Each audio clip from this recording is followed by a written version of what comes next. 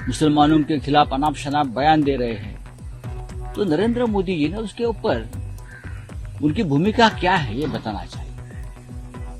Bharatiya Janata party की भूमिका स्पष्ट दिखती है कि किसी भी हालत में इस देश में तनाव पैदा हो, दंगे हो। जब तक दंगे नहीं होते, तनाव पैदा नहीं होता है, तब तक वो चुनाव नहीं जीत पाते। हिंदुओं के लिए अलग दुकान मटन का और मुसलमानों के लिए अलग, ये क्या है चलाया देश में तमाशा? आप लोगों ने क्या चलाया तमाशा? अरे महाराष्ट्र में 2 सालों में 3000 से ज्यादा किसानों ने आत्महत्या की है। आप देखिए मोहन राव भागवत जी बार बार इस प्रकार के बयान देते हैं, हिंदू मुसलमानों ने एक साथ काम करना चाहिए। हाँ, हमारा उनसे कोई झगड़ा नहीं है, हमारा डीएनए एक है दोनों का। ये अगर मोहन भागवत साहब का बयान बार बार आता है तो अमल कौन करेगा? आपकी पार्टी सत्ता पे है, बीजेपी तो आपकी पार्टी है ना। कितने भी वो नाक है, हाथ ऊपर करे।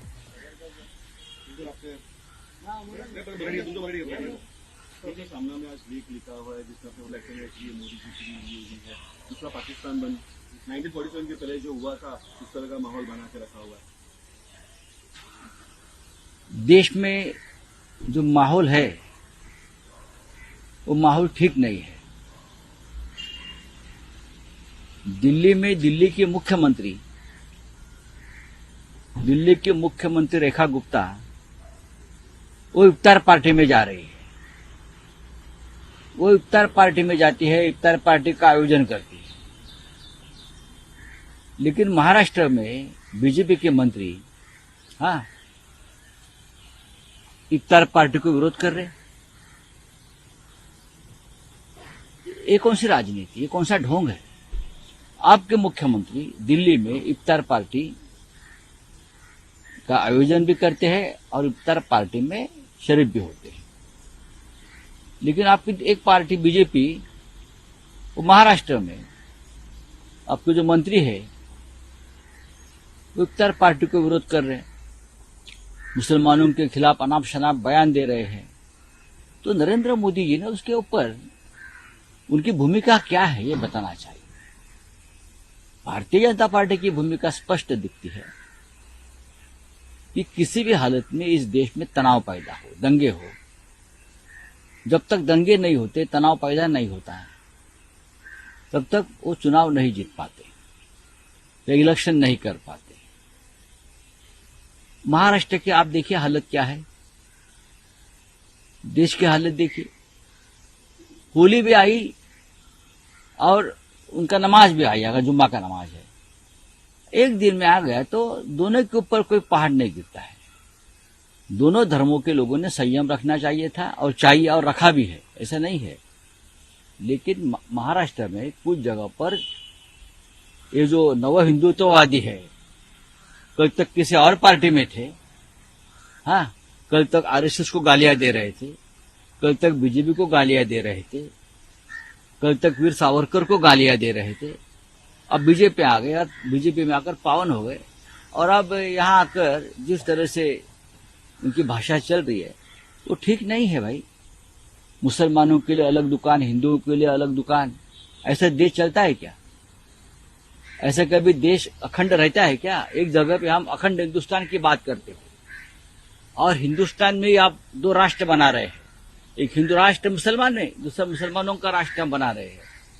यही हालत 1947 से पहले, विभाजन से पहले हमारे देश में थी। तब डॉक्टर आंबेडकर जी ने कहा था कि भारत में मैं 2 राष्ट्र देख रहा हूँ, हिंदू और मुसलमान। ये ठीक नहीं। लेकिन सर और एक बात कि आपने उसी में लिखा है, मोहन भागवत जी की आपने तारीफ की है, कहा है कि मोहन भागवत जी कहते हैं हिंदू मुस्लिम का डीएनए सेम है, लेकिन अभी जो न्यूली ज्वाइंड है उनको ये अग्री नहीं है, तो ये कौन है? देखिए मोहन राव भागवत जी बार बार इस प्रकार के बयान देते हैं, हिंदू मुसलमानों ने एक साथ काम करना चाहिए। हाँ, हमारा उनसे कोई झगड़ा नहीं है, हमारा डीएनए एक है दोनों का। ये अगर मोहन भागवत साहब का बयान बार बार आता है तो अमल कौन करेगा? आपकी पार्टी सत्ता पे है, बीजेपी तो आपकी पार्टी है ना। कितने भी वो नाक है, हाथ ऊपर करे।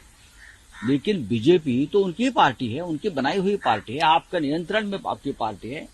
तो जिस प्रकार के लोग बीजेपी में शामिल हुए हैं और शामिल किए हैं, उनके ऊपर नियंत्रण कौन रखेगा? उनके जो मुंह चल रहा है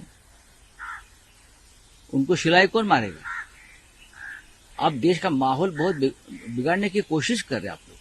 तो औरंगजेब की खबर है, उसको हटाने की बात की जा रही है, तो सरकार इसमें चुप है, माहौल खराब है। नहीं, सरकार चुप नहीं। सरकार ने वहां सीआरपीएफ का प्रोटेक्शन दिया है।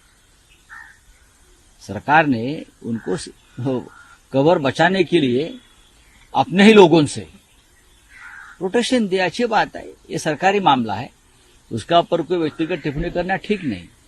ये सरकारी मामला है, ये लॉ एंड ऑर्डर का मामला है। तो देवेंद्र फडणवीस जी देखेंगे और अमित शाह जी देखेंगे, दोनों का मामला है। बीजेपी के कुछ नेता है वो हलाल झटका और मल्हार से राजनीति खेले, जहाँ पे नासिक में विरोध किया जा रहा है इस चीज को लेकर। देखिए, सब जगह पे विरोध हो रहा है। मैं तो ये बोल रहा हूं ना, हिंदुओं के लिए अलग दुकान मटन का और मुसलमानों के लिए अलग। ये क्या है चलाया देश में तमाशा? आप लोगों ने क्या चलाया तमाशा? अरे महाराष्ट्र में 2 सालों में 3000 से ज्यादा किसानों ने आत्महत्या की है।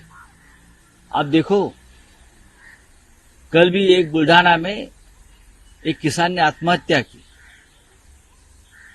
3000 के लगभग किसान अगर आत्महत्या करते हैं महाराष्ट्र में, और आप हलाल और झटका पे बात कर रहे हो। हाँ, ये कौन सा देश चला रहे आप? बेरोजगार आत्महत्या कर रहे हैं, महिलाएं आत्महत्या कर रही है।